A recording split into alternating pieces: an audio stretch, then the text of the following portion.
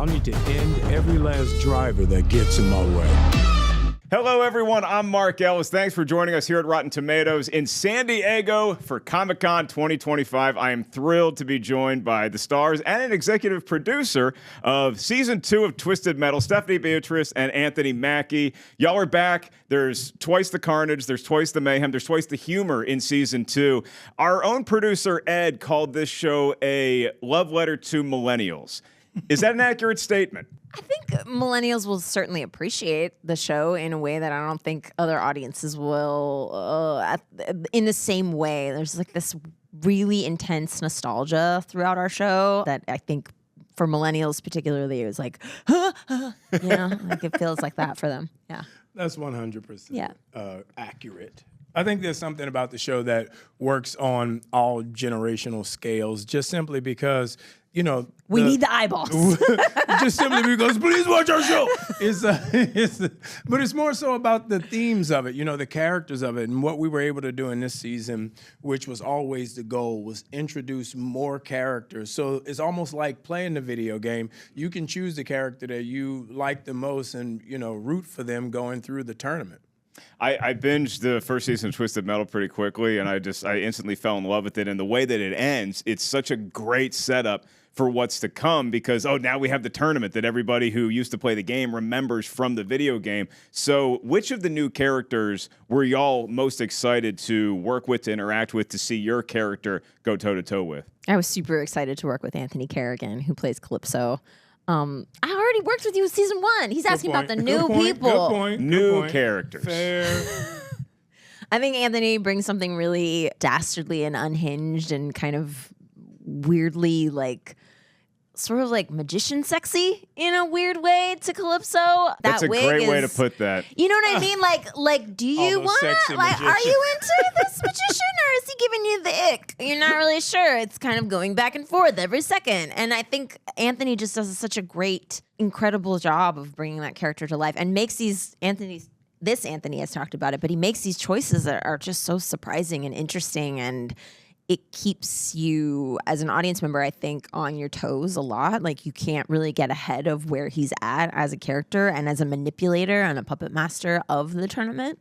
And I just was super excited to work with and around him because I'm such a fan of his work. And Anthony, as Stephanie's favorite returning character, who were you most excited to see who was a new face this season? Mike Shaw, he plays Axel, and I just loved Axel because it was such a ridiculous character. It was so crazy, the design, the makeup of that character, and his story was just so dark and so meaningful to that character. And, I've known and watched Mike Shaw's work for a long time since he got out of Juilliard, and I've always had such high praise for him. And when I saw his audition, when I saw what he was going to bring to this character, I was so excited that we were able to get him, and that, Axel was actually going to be a three-dimensional, practically made character. We made that machine, and it worked. And we would push him around set, and we gave him this amazing entrance. And by the end of the second season, you appreciate him and care about him, and you're rooting for him, even though he's a scary, dark, mean, aggravated character. There's so many characters I find myself rooting for that maybe I feel like I shouldn't as I'm watching season 2. But y'all, as a couple, I don't know where I want that to go because it's a very Ross Rachel, speaking of things millennials love, very Ross Rachel kind of I hate to love you sort of relationship. How much fun is that to play for you two as actors? It's a lot of fun. Yeah. I mean, for me, it's hard because I love her so much and I want so much of us in this world, and she won't give it to me. And I feel like every young man has experienced that, where you're given the chutzpah, you're giving the whole kit and caboodle to a girl, and she's dating some dude just because his car is better than your Civic hatchback. But that's a 4-cylinder hatchback. You know what I mean? I can take you around the world in that with a tank of gas. But they don't appreciate that. And no matter what you give them, they won't appreciate it because they're dating some loser who is not a nice person. But I don't know if you noticed, but Anthony pulls sometimes from his own life to flesh out some of his character work. I was going to say, did somebody on the crew tell Anthony my first car was a beat-up Honda Civic hatchback? Because you're getting very personal here. If you want to do the therapy session... You see how that hurts? You see what I'm saying? It's so funny to watch y'all go back and forth though. Like in film, and it's like some of the scenes last year. I just have to ask this. I don't know how to properly do it, but the ball pit sequence from season 1. Are you more inclined? Is it a good thing to try in real? I mean, it looked like making love in a ball pit seems like the level 10 of hooking up. Like that seems like the hardest way to have your very first hookup. I can't imagine a tougher place to hook up for the first time than a ball pit. Yo, you really want to know some tougher places? Here we go. Speaking of our own lives.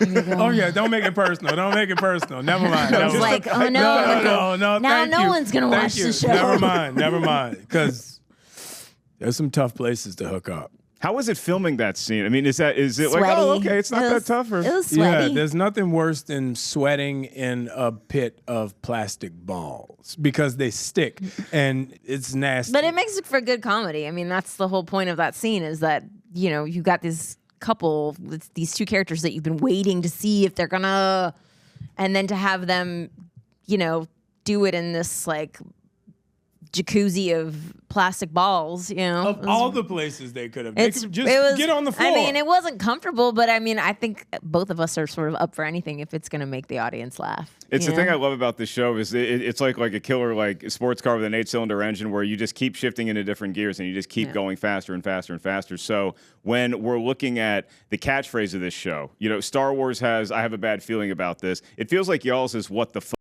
Like everybody says what the f***. That's good. Do you find yourself saying what the f*** either to yourself or out loud as you're driving just around town in your personal lives more based on this show because you say it so much and it's just such a recurring theme in the program? I already said a lot of bad words when I drive. I'm a horrendously angry driver. It's pretty amazing.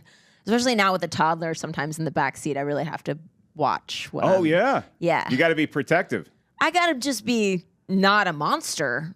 You know what I mean? Like I can't be like not like monstering out the way I can when I'm alone. Yeah, I think what the actual is probably good. It would be a good Literally, what Twisted Metal season 2. What the actual How yeah, that possible? fits. That feels right. That's a t-shirt. That feels right. That's it.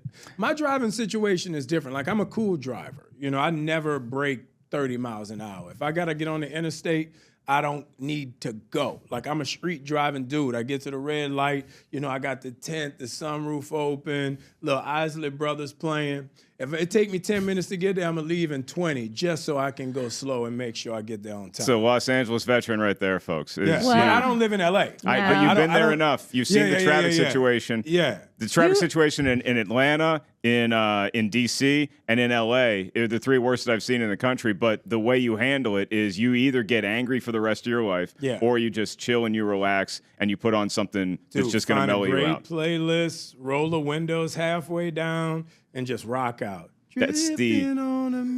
You really are like a pawpaw trapped in a young man's body. Because it's like the polar opposite of really the soundtrack from Twisted Metal, which is like such an ode to the 90s and like early 2000s. Yes. Right. So who are y'all's bands from that era? Who's like your bands that you're like, oh, maybe we get one of them on the soundtrack? Incubus.